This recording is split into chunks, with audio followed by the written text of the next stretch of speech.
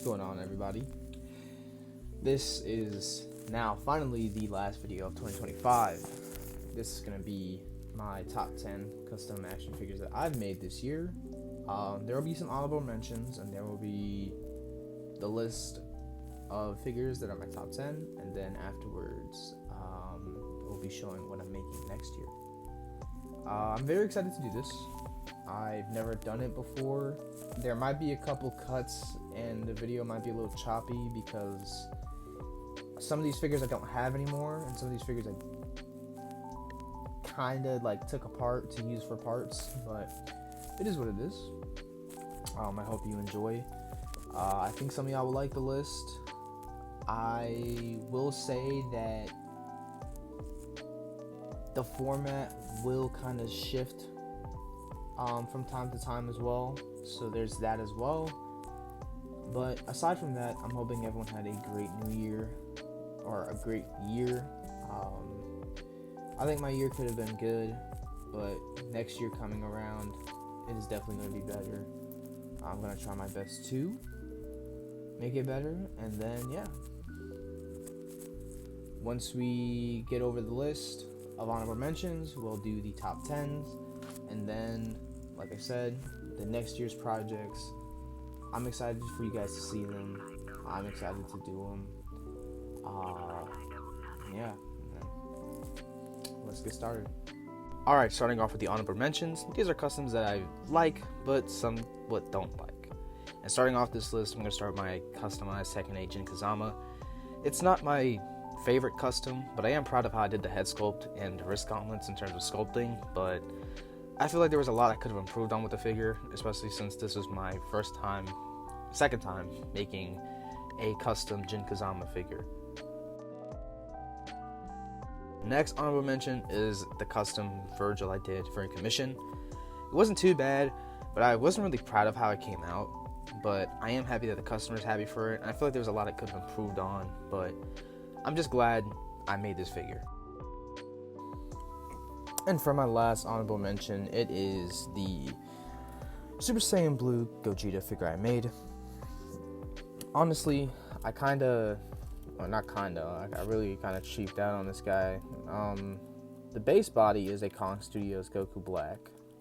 The Super Saiyan 3 one. I actually drilled a hole in here, the shoulders and stuff like that, and I kind of used a 2.0 to 3.0 neck peg thingy, and yeah, that's pretty much it. Like I said, I didn't even bother to do anything about that, so this guy really could have I could have really done more with this guy, and the reason why he's so far up in terms of the other ones is because he does just genuinely look better, and there really wasn't much to do with him. I still like him. I still like looking at him on my shelf, but I think I will go back and definitely fix up this and this here. But aside from that, let's go ahead and let's get straight into the top 10 customs of this year. Starting off, number 10 is none other than Lady and Kalina Ann. This was my first custom female figure, and I'm proud of it, and has done nothing but make me want to make more females. And that's actually planned for 2026, and I have to say a big thanks to the person who commissioned this from me. I had a blast making her. She deserves number 10. If I did a bit more effort with her, I would have had her higher, but regardless of it, I'm glad she's in the list, and I think she's perfect. I love her. I can't wait to make another one of her, and I make sure next time I go out with that one. Coming in at number 9 is actually a 2-for-1. It's the Benjamin figure you see here. I only have one photo, but I'm proud of how he came out, and I was so excited to have made him along with this guy here, Kenji Nakamura. It was a fun figure. Me and my friend, who this was for, had a little bit of back and forth, but this was definitely a very big step up to the first figure I ever made of Kenji Nakamura. The cloth goods and everything, and how I did the hair and whatnot, I'm very proud of it, and I'm happy he's happy with it. Kind of wish I could keep it, but I can always make myself one. I love this figure, and it deserves its number 9 spot along with Benjamin. Alright, and now that we're done jumping from pictures to video to picture again, here it is. I have here my number 8 figure, my custom MKX Scorpion figure. Now, I had a little phase where I was like falling back in love with Mortal Kombat and stuff like that, and I also wanted to take a break from Dragon Ball figures because in my head, I was like, oh, I want to make Dragon Ball, but I didn't want to be known for just making Dragon Ball custom action figures.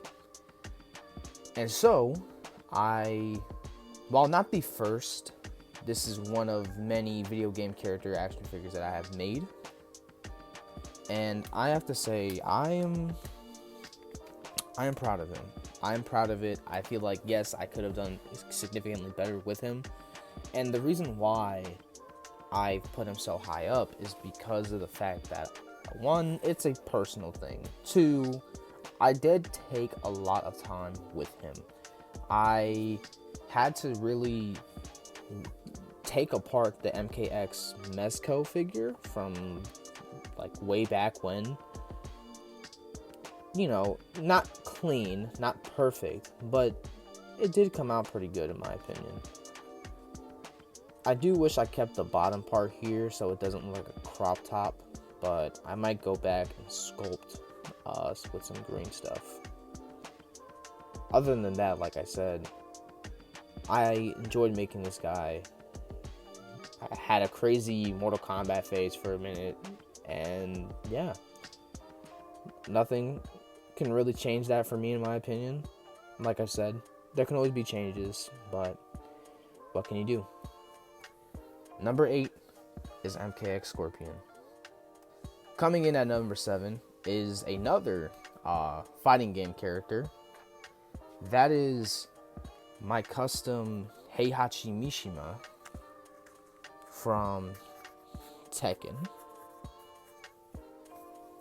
Here he is. I had a blast doing this guy. Mainly for the fact that this was one of the very few times I've done a wash and stuff like that.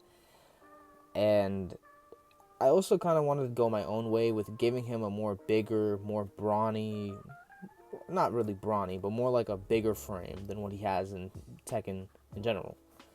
I always imagined him to be significantly bigger. He is bigger than Kazuya and Jin. He, in terms of other characters, besides like Fakum Ram, if anyone who knows who that is from the new Tekken, he's probably the biggest human character, not counting Gigas from 7, but yeah. I am very proud with how I did this. I think the only thing that I really could have done to make it more accurate, I guess, was just add like a scar on the chest if I ever felt like taking this off, and the hand wraps, or the arm wraps actually. But other than that, I think it came out great. And the reason why he is above Scorpion, it does follow the same thing, but I think it was just the simplicity of this one than going the whole 9 yards I did with Scorpion. And I'm also, like I said, very proud of how this came out. I did do an alternate face, but I don't know where I have it at the moment. But yeah, number 7 is Heihachi Mishima. And coming in at number 6 is probably one of my favorite King of Fighter characters. Very underrated in terms of like, you know, fame. Because, of course, when you think of King of Fighters, you think of Terry Bogard, even though he's not the main character. But for me, I love K-Dash. And though this fit is not 100% accurate, I do like it. And I had a blast doing this. And this is another instance, just like with Lady, where I've never really dealt with dealing with characters who, for example, Lady is a female. I've never painted or have done work with, you know, darker skin complexions before, minus my friend's work. But this is more like a very tan. This is a very tan Asian man, and to try and make sure that it does the face and the body is connected good one to one. You know, the what's it called? Everything just came out great. The clothing and stuff like that, because K Dash's fit changes sort of between the games, and I just wanted to have something very similar to it, so I landed on a all black fit, which he does have. I don't have a necklace for him, unfortunately, and then his famous red glove. I love it. I do have an alternate head as well, but I am proud of how I did the glasses and stuff like that, since I've also never painted glasses, and this is just sick to me. I love K Dash. He's definitely sitting good at number 6. He would have been higher, but the next one is more of a very much more closer personal character for me. K Dash is number 7. After that minor slip up, when I meant to mean 6, coming in at number 5 is my custom Mortal Kombat X Sub-Zero, using bits and pieces from that, I think it's not Limb Toys. I can't remember the exact name of it, but I used to have the Mezco Sub-Zero, and I still have it actually, but I wanted a good posable Sub-Zero figure. I love the cloth goods, specifically this piece. I love this here, this, and this, and then the boots, of course, from the original figure. However, the original figure's body and everything of it, I didn't like. I wanted Sub-Zero to have that big shoulders, big arms, not too big legs, but good sized legs. This very comic book looking body, I feel like is what Sub-Zero should have had with that figure. And the original figure really didn't know justice, because the hands would break, like the hand pegs would break, and his pants, he wasn't able to get off splits like these. He was only stuck doing stuff like this, and that doesn't work for this character, for a character like this. So I think I did this character some pretty damn good justice, and I love how he came out. This is definitely worth putting in the top 5 for me. I loved posing him. I loved messing around with him. I did some photos in the snow with him. I wish I did more, but I was extremely cold that day. But I love this figure, and I definitely think it's deserving of number 5. However, to me, it's not in the 4th place. So, with that being said, we're going to get on to number 4. Sub-Zero has taken number 5. Coming in at number 4 is a hard one for me, because these guys are recent. And it was hard to pick, but the number 4th place for me is the Devil May Cry 3 Virgil figure. This guy, the reason why he's in 4th place is because I feel like I could have done certain things a lot better. The pants, yes. The neck cutting, yeah. The shirt and the jacket are the things that I very much slacked off on. But I feel like I captured what Virgil is supposed to look like and everything like that about him pretty darn well. I love how I did the face.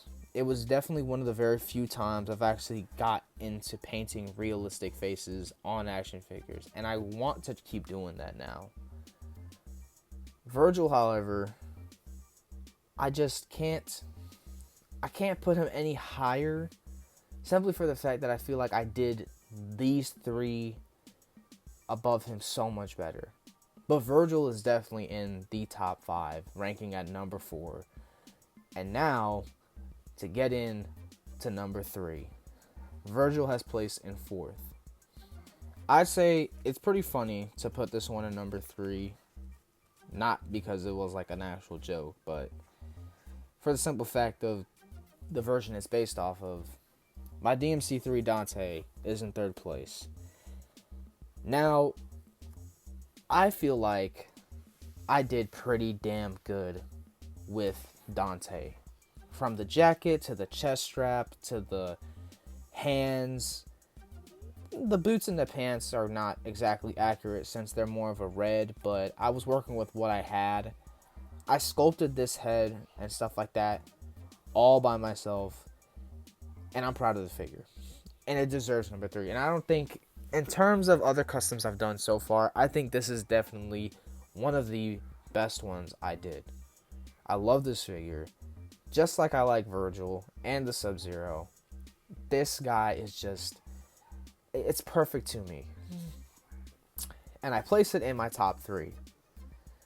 And it's not something where I think the other 2 are better, but I think that all 3 of the ones that I have made are definitely just that good. DMC3 Dante has placed 3rd place. Now to get to number 2.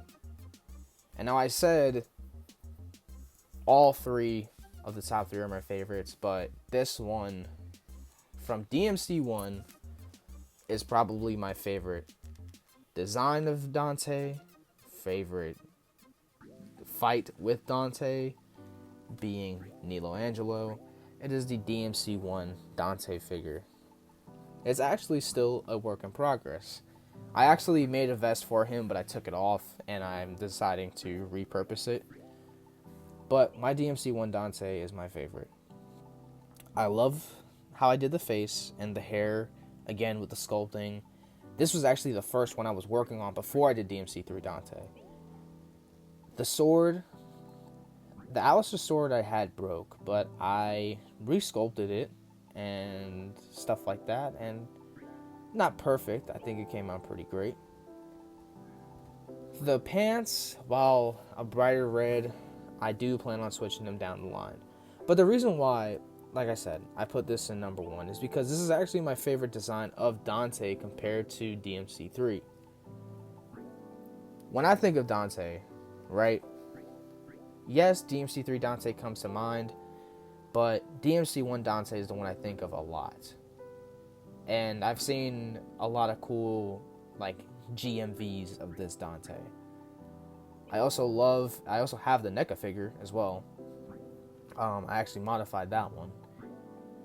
But I just love DMC1 Dante. From the fit, from using that in DMC3, from playing the game in itself, and the fight with Nilo Angelo was definitely one of my favorites.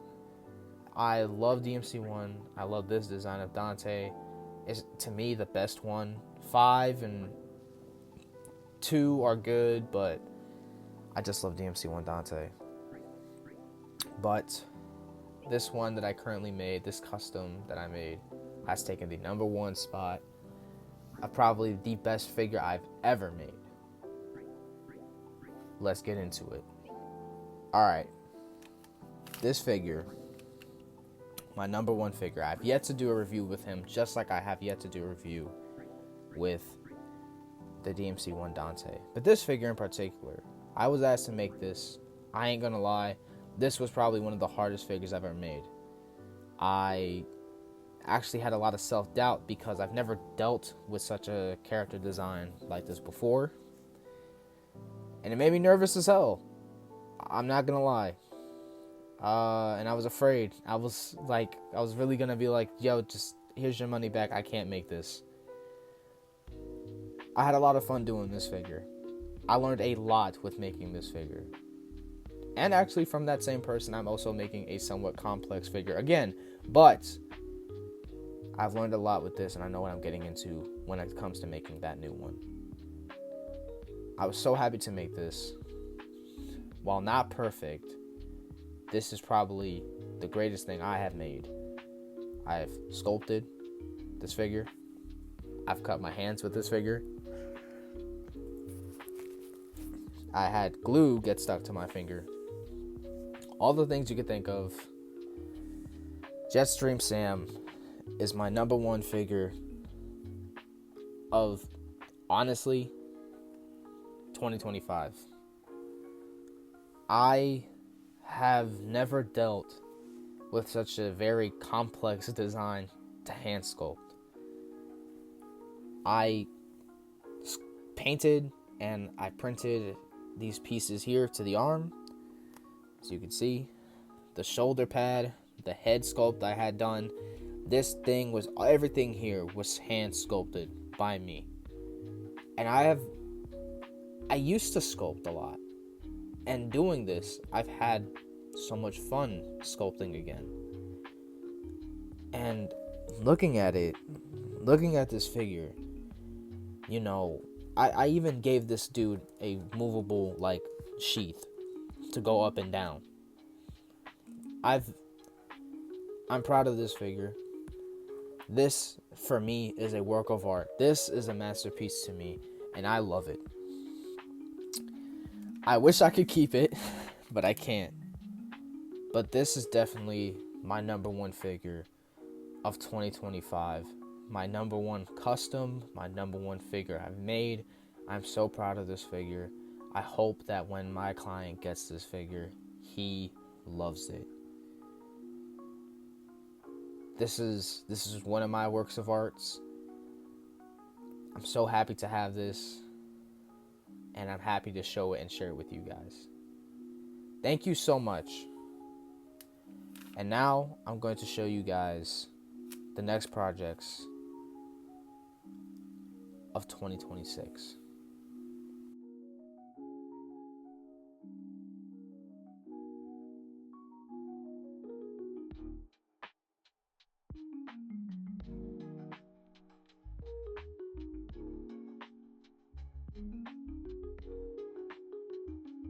Alright, so with that being said, that was the top 10 customs I made of 2025.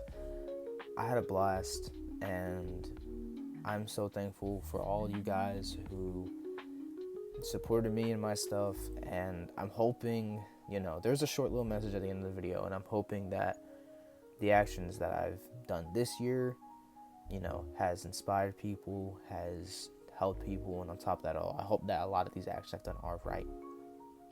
This year was a lot. The year beforehand was extreme. This year was about learning, and I'm coming in with next year of doing and taking action. So thank you all so much. My name's Saga, and I can't wait to show the rest of you guys my art, my friends, and all that stuff like that. Thank you guys so much for sticking around, and I'll see y'all in the next one.